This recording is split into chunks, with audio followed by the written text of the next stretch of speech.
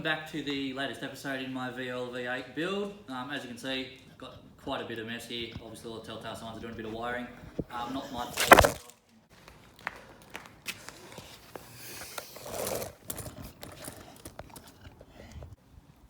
You're really not helping. Really not. Okay, where were we? Yeah, obviously been getting into some wiring. I'm all finished up under here now, so let's jump straight in, have a look and see how it went. Okay, so today I'm just going to finish off this wiring. I'm sort of halfway there. We've got the two plugs that come off the injected 5 litre loom. You can see the one in my hand only has 2 wires that need to be connected. The other little plug I have finished with the fuse box and terminated into there and got the other end of the plug. So that will just plug straight in there. This one with 2 wires needs to run across underneath where my fuse box is going to sit and join up with this conduit. That will come around the back of the washer and overflow. There's about 4 or 5 wires in there I need to terminate. They continue up this conduit around the back of the brake booster, and they're currently going in through the accelerator cable hole. And then you can see there's one other wire down here that is also part of that. It comes out of that conduit. However, it runs over to the ECU down in the passenger side footwell. But I'm going to reroute that. I'm going to pull that out from there, take it through the cabin underneath the dash, and bring out the same hole as the rest of these ones. So I'm going to have more than one conduit in one place, and then run the conduit down around the back of the bottle, down underneath here to where the fuse box will sit, and all join together. Okay, so I'm just behind the kick panel in the passenger side. I don't know how well you can see in here, it's not very well lit. This is the main plug loom off the ECU. I've found my wire where I tapped in for the security, and I'm just pulling that through from the engine bay. This is the one I wanted to reroute from around the firewall to go up through the dash. So that's that wire. So I'll start trying to find a path through now. I'll try and get it up in the back, attach it to a factory loom somewhere, run it across the top, down the other side and in behind the dash.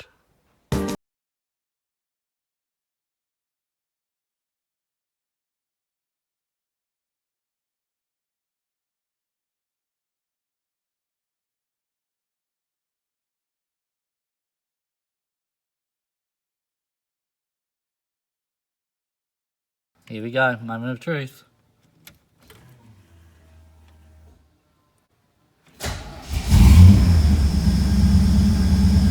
Success! Of course the low fuel light comes on. I'm not quite ready to be ducking down to the servo just yet though. Still got a bit more to do.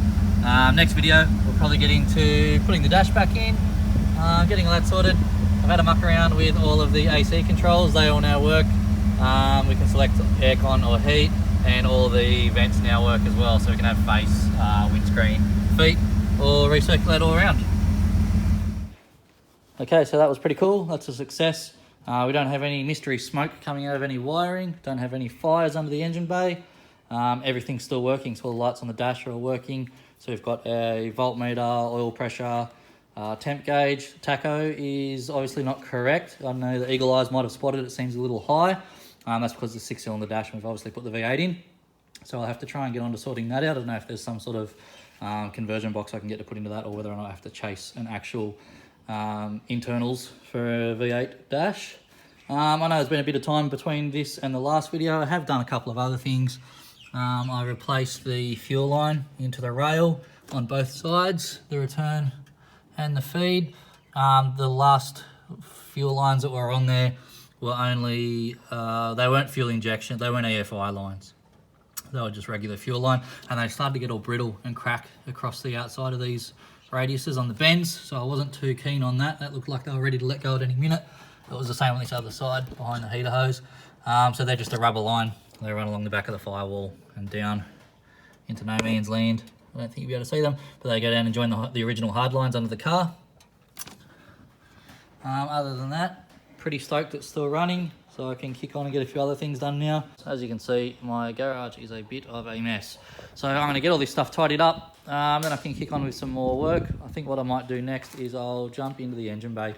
Now that I've got that wiring sorted, tidy up a heap of other stuff, do some detailing, get some covers back on, neaten up some wiring, just go right over everything, try and get it pretty much finished up under the bonnet and move on to the interior.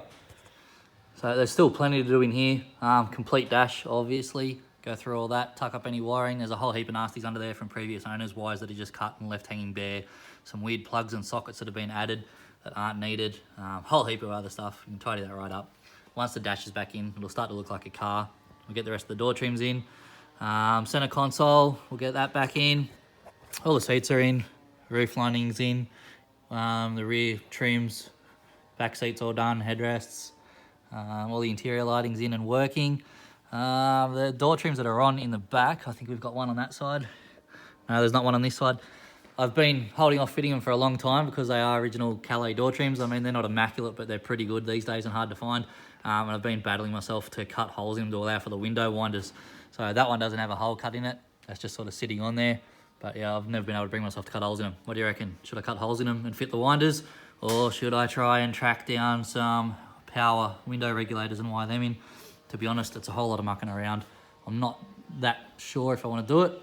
But yeah, what do you reckon? Should I do it? Or should I just leave them winders and cut holes in the door trims and get it together?